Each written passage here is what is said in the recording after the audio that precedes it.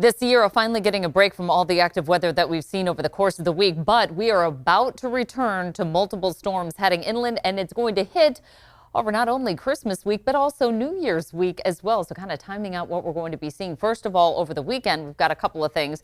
Patchy frost and fog. It gets going on our Friday. We'll warm to highs only in the 40s. So that cool air mass still in place, and the potential for some freezing fog in the Sierra that could cause some slick spots, especially with lows dropping to about 7 in the morning. As far as the fog, to start us off on our Friday, it's really going to hug the eastern side of the valley and then kind of push inland towards Stockton and parts of Elk Grove, even towards Galt and Lodi. Visibility down to about 3 to 4 miles. It doesn't stick around long, though. We pick up a north wind that's a fairly dry wind, which will clear the skies at least partially for tomorrow. A repeat pattern of that expected both Saturday and Sunday. Now, this all comes on the heels of a couple of weather systems that rolled through, the last of which even brought us rain early this morning, about 1/10 of an inch to 1/4 of an inch of rain through the valley, about 1/4 of an inch to 1/2 an inch of rain through the foothills. Then things started to dry out, but the Sierra snow actually lingered into the afternoon and then started to quiet down during the late afternoon and evening.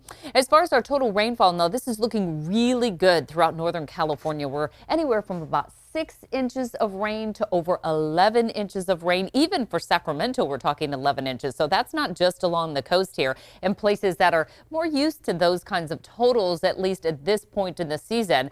But that puts us about 3 to almost 7 inches above where we would normally be at this point in the year. And the Sierra snow story is equally impressive. This is what it looked like about 2 weeks ago at Tahoe Donner at sunset. Very little snow. You see some of these mothy spots that we call right underneath the trees. They tend to get pretty bare from snow from the wind. That is not the case for today. This was sunset on our Thursday after 2 weather systems pulled through for the week. It doesn't take much when we get some cold, impressive strength systems to come in, especially an atmospheric river that delivers the kind of precipitation that we saw Monday into Tuesday. This is where we stand now for this year. And again, this is our savings account for water through the dry part of the year. We get the spring snow melt.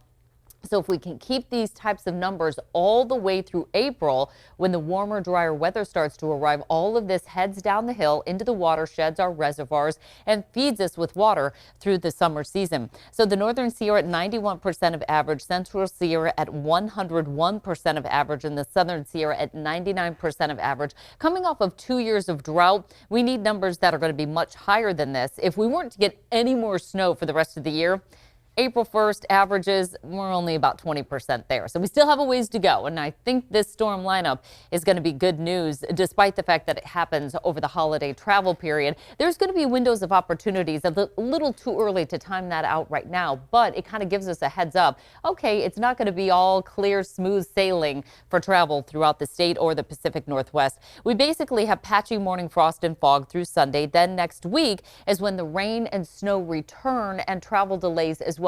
Now, what you'll see is that high pressure ridge is bumping that storm track all the way to the north of us. And so the Pacific Northwest actually starts off with showers as soon as Saturday. But that high is going to keep it out of California through the weekend. It's not until we get to Sunday that that first weather system starts to weaken the high pressure ridge. Here comes this band of rain just off the coast. And I am going to forecast Sunday to be a dry day. And it really is struggling to kind of move inland even through Monday. There's a chance of it. But with this wetter than average outlook for the next 8 to 14 days, that puts us deep into Christmas week and potentially even New Year's week as well. Again, storm track not really favoring us for much rain and snow over the weekend. It will more so be through Washington and Oregon. So travel along I-5 into perhaps Seattle and even towards Oregon. Parts of Portland, you're going to be getting some rain, but not much in the way of chain controls until you get farther up north there.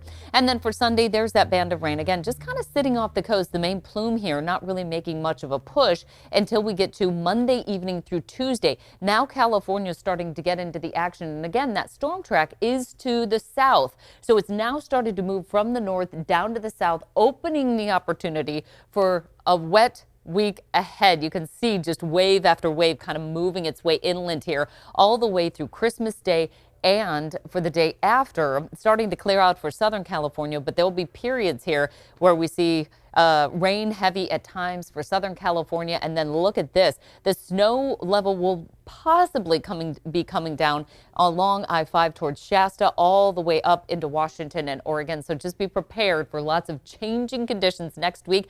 This pattern sticks around into New Year's week as well.